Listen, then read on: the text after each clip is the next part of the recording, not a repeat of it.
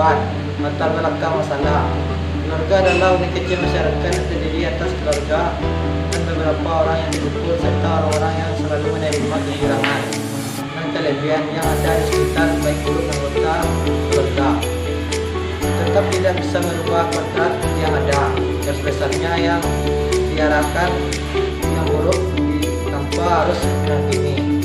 Keluarga merupakan tempat terbentuk kepribadian yang primer bagi anak. Rumusan masalah yang kami angkat pada makalah ini adalah: 1. Apa itu perceraian? 2. Kenapa perceraian itu bisa terjadi? 3. Faktor apa yang menyebabkan terjadi perceraian secara umum? 4. Bagaimana proses perceraian terjadi? Bagaimana dampak terhadap anak? 5. Bagaimana penyelesaian konflik tersebut? Tujuan penelitian. Tujuan peneliti melakukan penelitian adalah agar: 1. Untuk mengetahui lebih dalam lagi tentang perceraian. 2. Untuk mengetahui penyebab perceraian. 3. Untuk mengetahui faktor-faktor yang menyebabkan perceraian. 4. Dapat mengetahui proses perceraian hingga dampak terhadap keluarga hingga anak. 5. Dapat mengetahui penyelesaian dari perceraian. Manfaat penelitian. Tujuan dari penelitian yang peneliti lakukan diharapkan nantinya akan memberikan manfaat terhadap khalayak ramai. Berikut beberapa manfaat yang sekitarnya bisa diambil. 1. Diharapkan penelitian ini bisa membantu membaca terutama sisi suami istri agar dapat menghindari terjadi perceraian. 2. Untuk memikirkan kemungkinan terjadi gangguan mental anak. 3. Hingga menghindari kemungkinan terjadi perceraian terhadap anak. Penjelasan konsep. Pertama, apa itu perceraian? Perceraian merupakan penghapusan perkawinan dengan putusan hakim atas tuntutan salah satu pihak dalam perkawinan itu berdasarkan alasan-alasan yang terkandung dalam undang-undang. Kedua, apa itu broken home? Broken home adalah sistem dalam rumah tangga orang tua tunggal. Kondisi broken home terjadi karena kondisi keluarga tidak lagi utuh karena perceraian atau salah satu orang tua meninggal. Yang ketiga, dampak buruk bagi anak jika merasakan broken home. Anak broken home juga rentan mengalami depresi dan gangguan kecemasan. Jika tidak ditangani dengan baik, kondisi ini bisa meningkatkan risiko untuk anak yang untuk mengalami gangguan kepribadian, penyalahgunaan narkoba, bahkan melakukan percobaan bunuh diri. Selanjutnya, landasan teori. Dalam materi ini, meneliti mengambil landasan teori menurut salah satunya Orloff. Perceraian merupakan penyelesaian perkawinan apabila pihak suami dan istri sudah tidak menemukan jalan keluar atas permasalahannya yang tidak membuahkan kebahagiaan atas perkawinannya. Perceraian dapat dilakukan secara hukum maupun di luar hukum. Menurut Undang-Undang Perkawinan Nomor 1 Tahun 1974 Pasal 3941 yang menjelaskan ada dua jenis perceraian, yaitu pertama cerai nikah yang merupakan berpisahnya hubungan suami dan istri di mana pihak istri yang lebih dulu dan mengajukan gugatan cerai kepada suami. Kedua, cerai talak yang merupakan berpisahnya hubungan suami dan istri di mana pihak suami yang memberikan talak kepada istri. Fauzi mempunyai pendapat yaitu ada 4 faktor penyebab terjadinya perceraian. Pertama, ketidakharmonisan dalam berumah tangga yang merupakan alasan yang sering didengar ketika pasangan suami istri memutuskan untuk berpisah.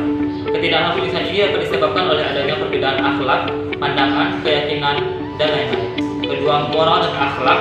Perceraian juga dapat disebabkan oleh krisis moral dan akhlak, contohnya seperti melalui tanggung jawab sebagai seorang suami atau istri, poligami, dan penganiayaan. 3. Perzinahan. Perzinahan yang menyebabkan perceraian adalah hubungan seksual di luar nikah yang dilakukan oleh suami maupun istri. Dan terakhir, pernikahan tanpa cinta yang juga kerap kali didengar yang menjadi penyebab perceraian yang dilakukan oleh suami maupun istri. Selanjutnya ada kerangka berpikir. Secara umum, perceraian merupakan berakhirnya ikatan pernikahan dikarenakan ketidakcocokan pendapat atau pemahaman antara suami dan istri. Dampak perceraian mempengaruhi bagi nasib keluarga jika suami dan istri memiliki anak, terutama anak yang belum menginjak usia dewasa, yang seharusnya anak mendapat sumber kebahagiaan di dalam satu keluarga, justru mendapatkan ketidaknyamanan di dalam keluarga. Hal ini membuat sikap anak berubah dan mencari kenyamanan di luar rumah. Dan selanjutnya studi 8, derita anak dalam perceraian menelikung orang tua asuh anak yang masih di bawah umur itu berada di tangan ibunya. Agus Widianto, Kamis 29 Juli 2021, dengan sumber republika.id. Perebutan hak asuh anak menjadi salah satu hal yang kerap terjadi di tengah proses perceraian. Kejadian tersebut justru membuat sang anak menjadi korban, sebab anak seharusnya mendapat kasih sayang dari kedua orang tuanya. Terakhir ada hipotesa. Secara hipotesa, apa itu perceraian? Menurut KUHP Perdata pasal 207, perceraian merupakan penghapusan perkawinan dengan keputusan hakim atas tuntutan salah satu pihak dalam perkawinan. Kedua, kenapa perceraian itu bisa terjadi? Beberapa faktor penyebab perceraian di Indonesia pada tahun 2020 diantaranya karena perselisihan ekonomi, peninggalan salah satu pihak, kekerasan dalam rumah tangga, hingga poligami. Ketiga, faktor-faktor penyebab perceraian secara umum, pertama menikahkan atau berburu, tidak punya pekerjaan tetap, masalah ekonomi, memandang rendah pasangan, prinsip yang berbeda, dan sebagainya. Keempat, bagaimana proses perceraian dan apa dampaknya bagi anak? Prosesnya yaitu dokumen, membuat surat cerai sesuai dengan fakta permasalahan. Ketiga, mendaftarkan gugatan perceraian ke pengadilan, menyiapkan biaya, menyiapkan saksi perceraian, dan mengetahui proses dan tata cara persidangannya. Dampaknya bagi anak suatu proses perceraian adalah saat orang tua memutuskan untuk bercerai, maka anak akan beresiko kehilangan rasa percaya diri, ketenangan batin, dan kehilangan cita-cita. Mereka tidak lagi memiliki semangat dalam menjalani kehidupan. Hasilnya, mereka akan berkembang menjadi pribadi yang paranoid. Kelima, penyelesaian konflik perceraian. Pertama, ada mediasi. Biasanya pasangan suami dan istri diberi waktu atau kesempatan untuk berpikir kembali untuk mengambil keputusan tentang konflik yang mereka hadapi. Kedua, keputusan sidang. Jika dalam mediasi tidak tercapai perdamaian atau rujuk, maka berulang proses perkara perceraian dapat dilaksanakan. Selanjutnya, waktu dan tempat penelitian. Kegiatan penelitian ini dilakukan dengan melibatkan beberapa narasumber dalam kurun waktu tertentu. Utamanya pada 25 Mei 2022 bertempat di salah satu tempat yang sudah ditentukan. Tepatnya di salah satu kafe di Kota Padang, yaitu di Dua Pintu, Jalan Asta Nomor 7 Kamboyan, Kota Padang.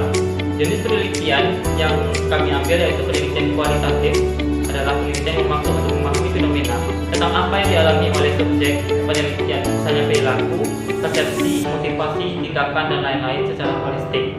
Ketiga, sumber data. Dalam penelitian sosial ada dua jenis sumber data, yaitu data primer atau primary data.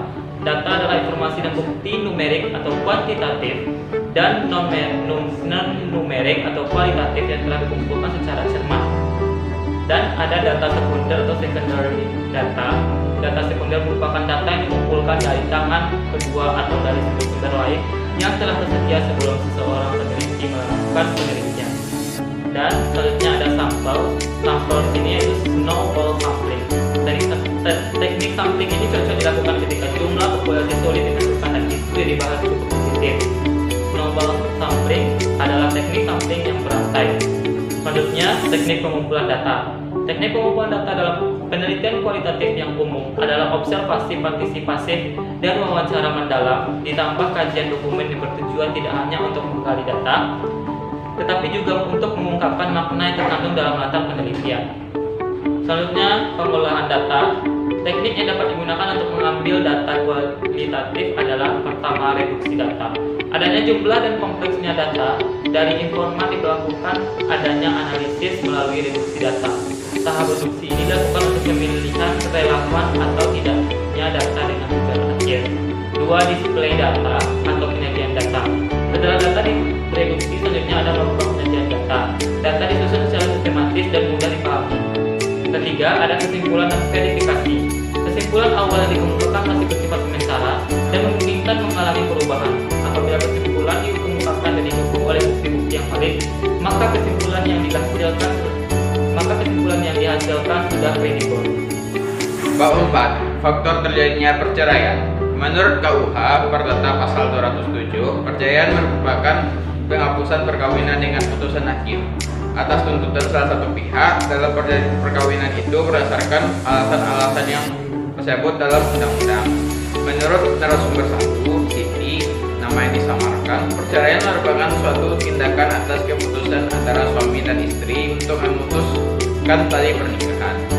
Faktor penyebab terjadinya perceraian menurut narasumber adalah faktor perselingkuhan atau pengkhianatan yang dilakukan oleh pihak suami berulang kali. Menurut narasumber 2, yaitu Robert, yang namanya disamarkan pula, perceraian adalah terjadinya perpisahan antara ibu ataupun ayah dikarenakan suatu masalah tertentu. Faktor penyebab terjadinya perceraian terhadap kedua orang tuanya dikarenakan tidak adanya rasa saling cinta saat perbedaan pendapat antara ibu dan ayahnya. Dari dua narasumber tersebut, peneliti dapat menyimpulkan bahwa faktor terjadinya perceraian terbagi dua, yaitu faktor internal dan eksternal. Faktor internal yang meliputi perselisihan, masalah finansial, salah satu pihak yang meninggalkan tanggung jawab, dan ekspektasi yang tidak terpenuhi. Sedangkan faktor eksternal dari perceraian meliputi perselingkuhan yang merupakan salah satu faktor terbesar di Indonesia. Keluarga besar salah satu pihak dan pengaruh lingkungannya. Dampak terjadinya perceraian yaitu menurut narasumber 1, Siti, dampak perceraian adalah reputasi keluarga menjadi tercoreng, emosi yang tidak stabil sehingga berdampak bagi anak. Menurut narasumber 2, yaitu Robert, dampak perceraian dirinya sebagai seorang anak adalah kurangnya kasih sayang, merindukan keharmonisan sebuah keluarga yang utuh, mengalami shock, marah, gelisah, malu dengan lingkungan sekitar, kurangnya perhatian dari orang tua sehingga ia mencari perhatian dengan cara-cara yang tidak baik. Dari dua narasumber tersebut, peneliti dapat menyimpulkan bahwa dampak terjadinya perceraian yaitu rusaknya keharmonisan keluarga baik antara orang tua maupun anak. Upaya penyelesaian masalah. Menurut narasumber 1, Siti, untuk menyelesaikan masalah perceraian adalah dengan membicarakan masalah sebaik-baik mungkin tanpa melibatkan pihak manapun termasuk anak. Jika masalah hanya bisa diselesaikan dengan bercerai, maka bercerailah dengan baik tanpa mengumbar-umbar faktor penyebabnya. Menurut narasumber 2, yaitu Robert, upaya untuk menyelesaikan masalah perceraian adalah membicarakan serta bermusyawarah sehingga anak tidak kebingungan. Sebesar apapun masalah usahakan untuk tidak berpisah. Minta maaflah kepada anak jika keputusan tersebut merugikan bagi si anak. Utarakan perasaan yang dirasakan kepada orang tuanya. Dari pendapat dua narasumber tersebut, peneliti dapat menyimpulkan bahwa upaya untuk menyelesaikan masalah perceraian adalah jangan saling menyalahkan, kompromi tentang masalah satu sama lain, belajar memaafkan, dan melupakan agar tidak berdampak pada lingkungannya. Diskusikan kepada anak bahwa kedua orang tua masih saling menyayangi, walau sudah berpisah sehingga tidak mengganggu psikologis anak. Bab 5, yaitu penutup. Kesimpulan dari topik yang diambil dari peneliti tentang perceraian adalah perceraian merupakan suatu tindakan dosanya diambil antara suami dan istri untuk mengakhiri suatu ikatan pernikahan yang dapat merugikan bagi pihak terutama anak. Saat anak menyadari bahwa kedua orang tuanya berpisah, apalagi secara tidak baik, maka itu akan mengguncang psikologis serta mentalnya. Bahkan dapat menanamkan rasa ketidakpercayaan terhadap suatu hubungan baik dari persahabatan hingga percintaan. Saran, dalam mengatasi perceraian alangkah baiknya para orang tua untuk mengurangi egoisme serta keras kepala masing-masing. Para orang tua harusnya sadar bahwa pertengkaran tidak baik diperlihatkan kepada anak. Sedangkan dalam pandangan seorang anak, alangkah baiknya kita mengutarakan apa yang dipendam dan dirasakan terhadap apa yang terjadi dalam keluarga. Marilah kita bersama-sama saling merangkul dan menjadi komunitas terbaik.